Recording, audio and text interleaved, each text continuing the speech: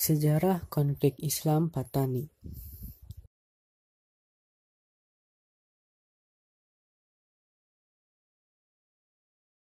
Assalamualaikum warahmatullahi wabarakatuh. Patani merupakan sebutan bagi masyarakat Muslim yang mendiami 4 wilayah Thailand di bagian selatan, yang pada awalnya merupakan sebuah kesultanan Islam yang bernama Patani Darussalam. Meskipun Patani termasuk ke dalam akuan Thailand, jika dilihat dari aspek sejarah, etnis, bahasa, dan agama, masyarakat Patani berbeda dengan mayoritas penduduk Thailand. Mengingat mayoritas masyarakat Thailand kebanyakan merupakan keturunan etnis Indochina, yaitu bangsa Siam atau biasa disebut dengan suku Thai. Sedangkan masyarakat Patani merupakan etnis yang termasuk ke dalam rumpun Melayu. Atas dasar perbedaan ras, agama, dan kepercayaan tersebut, masyarakat Patani telah beberapa kali mencoba untuk melepaskan diri dari Thailand. Namun usaha mereka gagal dan malah menimbulkan konflik antar masyarakat Patani dengan pemerintah Thailand. Untuk pembahasan konflik masyarakat Islam Patani di Thailand Selatan ini, lebih baik kita dengarkan wawancara dari Bapak Dr. Asep Ahmad Hidayat yang merupakan seorang sejarawan Universitas Islam Negeri Sunan Gunung Jati Bandung. Assalamualaikum warahmatullahi wabarakatuh. Waalaikumsalam warahmatullahi wabarakatuh. Bismillahirrahmanirrahim. Saya sedang berada di kediaman Dr. Asep Ahmad Hidayat, sejarawan UIN Sunan Gunung Jati Bandung, yang kajian utamanya yaitu studi kawasan dunia Islam. Maka kita akan berbincang-bincang mengenai konflik di Thailand Selatan. Langsung saja kepada Bapak Dr. Asep Ahmad Hidayat, bagaimana proses konflik di Thailand Selatan? Ya, jadi konflik di Thailand Selatan, atau orang juga menyebut sebagai Selatan Thailand, ya, itu adalah terutama di 4 wilayah, yaitu Provinsi Narathiwat, Provinsi Patani, Provinsi Yala, dan Provinsi Songkhla. 5 distrik di Provinsi Songkhla atau kabupaten, ya. Distrik itu dalam bahasa Thailand kalau Provinsi Changwat. Itu terjadi konflik, ya. Sejak 2004 terutama, sejak 2004 terjadi konflik antara Muslim Melayu Patani dengan pemerintah Thailand Selatan. Diperkirakan sudah 7.000 orang meninggal dunia, 2.000-3.000 janda, ya, dan anak yatim sekitar 5.000-an. Nah, wilayah Thailand Selatan ini berbeda, ya, dengan wilayah provinsi yang lainnya, baik dilihat dari segi sejarah, etnis maupun budaya yang ada di sana. Orang menyebutnya daerah selatan Thailand itu disebut dengan Patani, ya, atau Patoni. Kayak kita menyebut misalnya dulu Banten, ya, Provinsi Banten. Provinsi Banten itu kan ada Pandeglang gitu, ya. Ada apa tuh? Ada Serang gitu kan. Itu semuanya Banten. Nah, di selatan Thailand atau Thailand Selatan yang 4 provinsi itu, orang menyebutnya dia adalah bangsa Patani. Ini berbeda dengan bangsa umumnya, suku bangsa di Thailand yang kebanyakan mayoritas adalah bangsa atau suku bangsa Thai atau Siam. Tapi bukan berarti bahwa di selatan Thailand itu hanya Melayu Patani, cuma yang mayoritas saja ada orang Cina gitu kan, orang Arab gitu kan, orang India, orang Pakistan, orang Kamboja gitu. Termasuk ada etnis yang lainnya, ya, yang cuma dominannya adalah orang Melayu, dan yang kedua orang Siam. Nah, prosesnya itu sekali lagi sebetulnya kalau diurut, konflik Melayu Patani dengan pemerintah Thailand itu sejak ditaklukkannya kerajaan Islam Patani, karena dulunya kerajaan Islam pada abad ke 18 itu, pada abad ke-18. Dan muncul lagi sebagai pemberontakan oleh raja-raja, dan setelah dibentuknya negeri-negeri, 7 negeri, kemudian itu muncul lagi kan pada abad ke-19, konflik itu berurut sampai abad ke-20, dan terutama setelah dimasukkannya secara resmi daerah tersebut ke dalam wilayah kesatuan kerajaan Thailand dalam perjanjian Anglo atau dengan perjanjian Inggris yang berurut 1902, 1905 sampai 1909 ya. Itu secara de facto dan yuridis atas kesepakatan antara British yang menjajah di Semenanjung Melayu, 4 wilayah ini diberikan kepada kerajaan Thailand, sementara Kedah, Perak, dan Kelantan diberikan kepada atau bagian daripada jajahan British atau Inggris ya, Britania Raya ya. Itu jadi, nah itu muncul terus gitu kan, pemberontakan terus. Nah mulai muncul lagi konflik itu, ada periode di mana periode radikalisasi radikal tahun 1980-an, dari 60 sampai 1970, bukan 60, 1970 sampai 80-an itu terjadi gerakan radikal karena memang bukan lagi konflik biasa menuntut kemerdekaan oleh organisasi-organisasi Islam yang ada di situ seperti BNN, Barisan Revolusioner, kemudian apalagi Pulau ya, kemudian juga Pulau itu Patani Liberation Organization, BNPP dan lain-lain.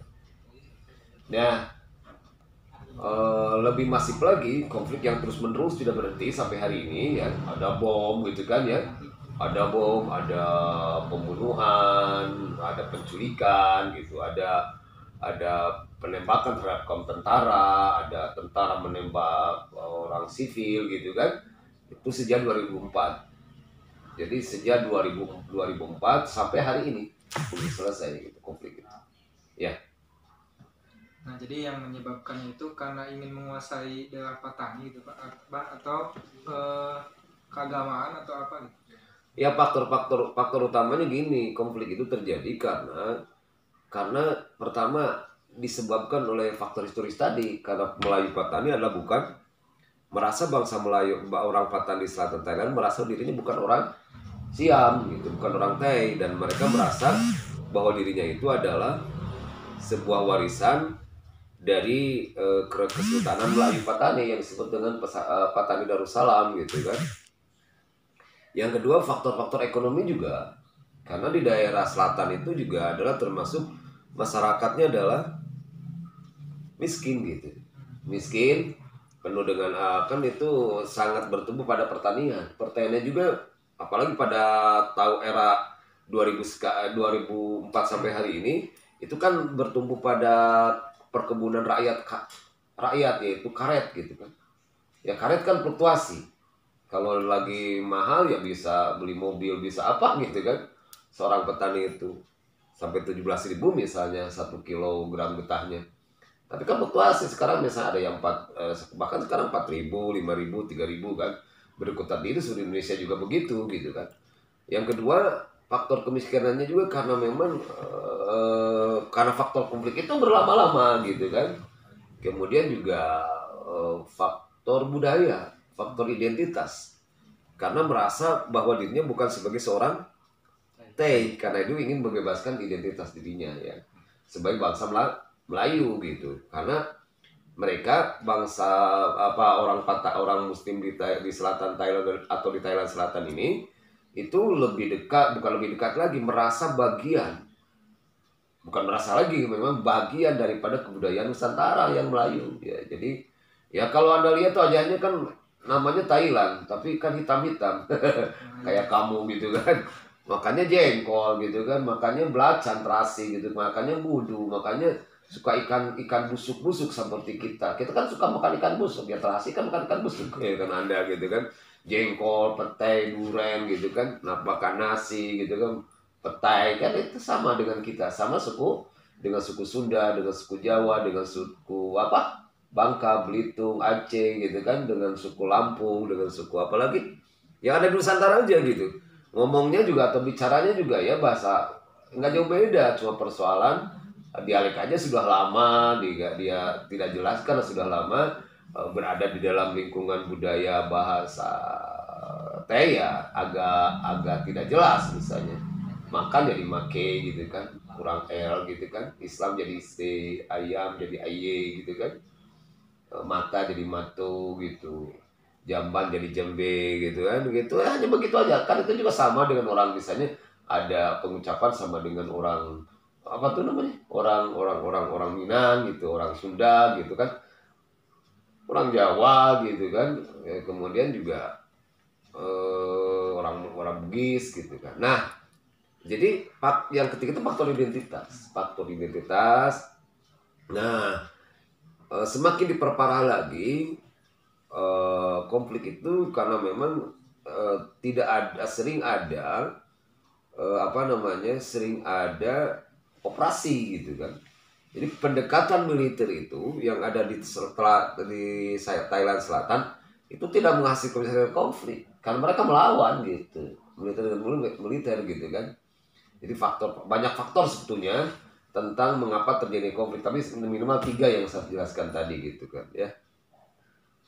Nah, melihat konflik yang ada di Thailand Selatan, nah ada tidak untuk saat ini ada rekonstruksi gitu, untuk perdamaian untuk antara Thailand Selatan dengan tentara misalnya ataupun pemerintah. Oh iya, maksudnya pertanyaannya mungkin gitu kan apa? Ada resolusi konflik atau usaha-usaha penyelesaian konflik.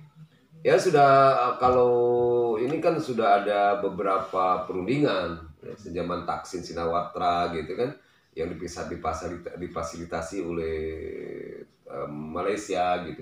Tapi kan tetap aja tidak ada kesepahaman. Yang satu pihak Thailand itu, pemerintah Thailand itu bawa bagian dari provinsinya yang sementara orang Melayu ya, terutama dari kelompok BRN, Barisan Revolusi Nasionalis, itu tidak mau otonomi atau ya inginnya merdeka karena dia merasa bangsa yang berdaulat dulunya juga sebagai bangsa Melayu. Nah, ketidaksepahaman ini perlu didudukan dan perdamaian ini, konflik di Thailand Selatan itu bukan hal yang remeh gitu, sangat serius. Sebab itu akan mengganggu juga kawasan Asia Tenggara yang kita tahu kawasan Asia Tenggara kan sedang tumbuh-tumbuhnya ekonomi. Nah, ini perlu adanya keterlibatan gitu negara-negara ASEAN dan organisasi Islam, terutama Indonesia. Indonesia kan dianggap lebih netral ketimbang Malaysia. Malaysia kan dianggap karena memang banyak orang-orang Thailand, orang Paten sendiri yang lari ke Malaysia gitu kan. Misalnya ke Kelantan gitu kan. Mayoritas di Malaysia juga di daerah Kelantan dan Kedah dan Perak tuh banyak turunan Patani yang lari dulu. Dan karena memang Kedah dan Kelantan dan Perak itu dulunya merupakan pernah jadi bagian daripada Kesultanan Patani. Gitu kan? Nah, kemudian yang kedua misalnya kita lihat misalnya Najib ya, bukan Najib, siapa ya, ada Perdana Menteri kan turunan dari bukan Najib, kalau Najib di Bugis ya, turunan dari Patani kan. Sama Indonesia juga di Malaysia ada turunan Indonesia misalnya Najib gitu kan. Seperti siapa lagi yang wakil Perdana Menteri itu, Anwar Ibrahim gitu kan. Nah, itu kan artinya bahwa begitu dekat gitu secara kultural antara orang Malaysia dengan Thailand, dengan Patani gitu. Tapi di pihak lain kadang-kadang pemerintah Malaysia juga punya kepentingan pragmatis gitu kan. Nah, ini kan juga perlu adanya keterlibatan yang lain gitu. Keterlibatan misalnya Indonesia yang lebih netral, dan Indonesia sebagai sebuah negara yang sampai punya komitmen secara konstitusi adalah menjadi perdamaian dunia dan menghapus segala bentuk penjajahan di dunia. Dan yang selanjutnya Indonesia juga punya pengalaman di dalam proses perdamaian gitu kan, bagi kasus Kamboja, kasus Filipina, kasus Kongo gitu kan. Nah, itu kan sudah menjadi menjadi citra baik dan sekaligus juga adalah kompetensi ya dari Republik Indonesia yang begitu mampu gitu melakukan perdamaian di negara konflik gitu, daerah konflik. Jadi sudah teruji gitu kan. Senkom itu sudah teruji gitu. Nah, jadi gagal terus gitu. Sampai hari ini gagal terus perdamaian itu. Bahkan ada misalnya oleh kelompok Mara mengatasnamakannya kelompok Mara melakukan perdamaian dengan pemerintah Thailand, yaitu dengan militer maksudnya. Itu juga gagal, bubar lagi gitu. Di proses perdamaian di Patani itu ya begitu panjang, menurut saya perlu adanya keterlibatan negara-negara ASEAN gitu didudukan gitu sebagaimana mestinya gitu antara kesepahaman antara bangsa Melayu di Thailand Selatan dengan pemerintahan Thailand gitu. Seperti misalnya kasus Moro. Memang kasus Moro nggak terlalu pelik karena sama bangsa Melayu, ya kan, bahasanya kata Tagalog gitu kan. Hanya beda agama. Yang satu beda agama, yang keduanya masih banyak keturunan kesultanan raja di Filipina kan, mungkin Danau yang Sulu ya. Itu persoalan itu kan bisa didudukan. Meskipun ada sedikit misalnya gangguan dari kelompok Abu Sayyaf gitu.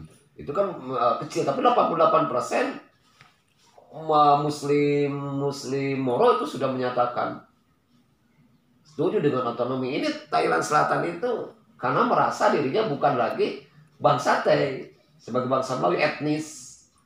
Jadi kekerasan dan radikalisasi di Thailand Selatan itu bukan karena faktor agama, pemikiran agama yang radikalis, tapi karena faktor etnis, bahwa dia adalah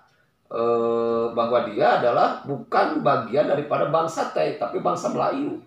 Mereka lebih senang disebut adiknya Indonesia, adiknya Malaysia gitu. Sehingga mereka kadang-kadang menyebut saya adiknya yang bungsu gitu, karena merasa dia itu adalah orang Melayu kan. Karena memang Melayu, memang benar-benar Melayu, bukan merasa lagi karena dia itu bangsa Melayu gitu kan.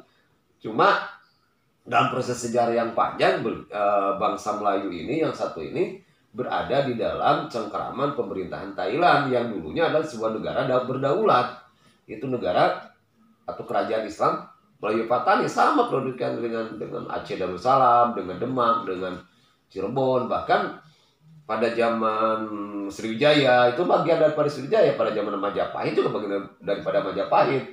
Itu sebelum menjadi negara Patoni atau Patoni Islam, itu dulunya namanya Langkasuka, kerajaan Hindu Langkasuka, yang Melayu gitu.